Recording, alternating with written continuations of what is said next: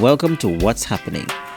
On today's episode, we're at the Crab Reverse Osmosis Plant, the largest reverse osmosis plant used by APUA.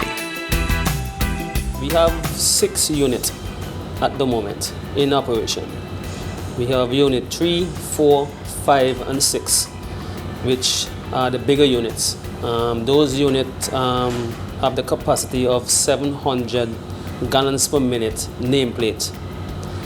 We are presently running at between 500 and 600 gallons per minute per unit at the moment. Units 7 and 8, which are the smaller units, I think the capacity for those is 500 gallons per minute. We are down to 385, very close to nameplate. Unit 8, we just changed 24 membranes, so unit 8 now is back up to very close to nameplate. Unit 7 is a bit lower. Production wise for 24 hours normally is between, once we have all units running, everything functioning as supposed to, we are about 3.8 million gallons in 24 hours. Once we have a unit that we have to take off for maintenance or for cleanings, we are down to maybe about 3.2, 3.3 million gallons per day. We have parameters that we follow. We have differential pressures that we look at. And once we see that we are falling out of sequence, then we decide to start to do cleanings. And that cleaning would bring back the membranes back to, sometimes you're not going to get back the new membrane production, but you will get it very close.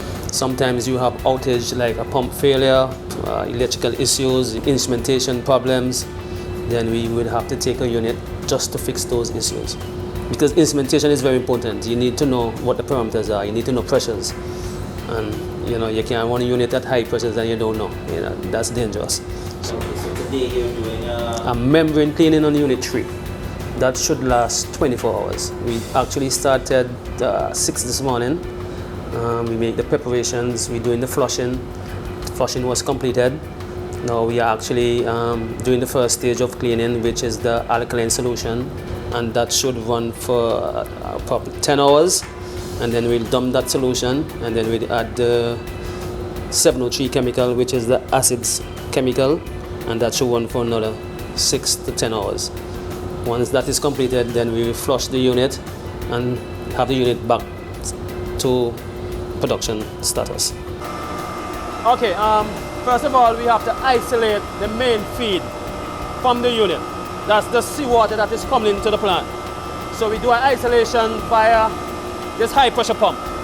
So we have to disconnect the feed line from the high pressure pump, and then we connect the chemical cleaning line to the system, and it brings the chemical all the way at the top, and it enters the membrane and all the way at the top.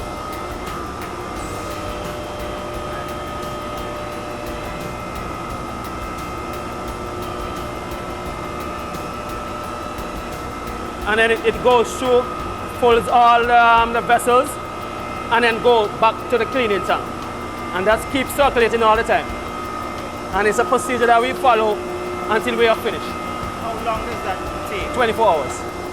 Okay. We have within the system, we have 4 pit pumps. Those are the intake pumps that would bring the water to the plant. We have 2 well pumps and 1 backwash pumps. These pumps would give you the adequate amount of seawater flow that we need to operate all 6 units. Once we have 1 pump out of commission, then we'll have to turn off a unit because we don't have the capacity of water that we need to run our 6 plants. So presently we have pit pump 4. The motor has issues, and it's at the rewinding shop for repairs. Should be completed in another couple of weeks. We have a backup pump that's installed now, so we have the capacity to run 6 units. Once we have the clean water coming in from the multimeter filter beds, then we can operate 6 units. I think last year, between like April to July, we have 2 units, 7 and 8, which were decommissioned, and we got them back into recommission stage. We ordered 2 new high pressure pumps, new base plate for the high pressure pump were installed, 4 filters, multimeter filter bed, and we have 5 American filter housing, which were installed also. So within that particular area, we change out multimeter filters, 5 American filters, 2 new high pressure pumps, new membranes for both vessels. We were at just about 2.8 million gallons before 7 and 8. So we are at about 3.8 now, or 3.7 million gallons.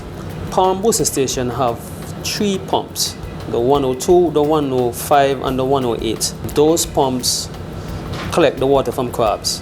We have 2 tanks, tank 2 and tank 1. Tank 2 is where we collect the water from the plant, which is about 2 million gallons full to the top. We have 2 pumps, 2 product pumps that would send the water from crabs to palm. And palm now would distribute what we send to them. So palm can only operate if crabs is running. Without crabs, we can't run palm.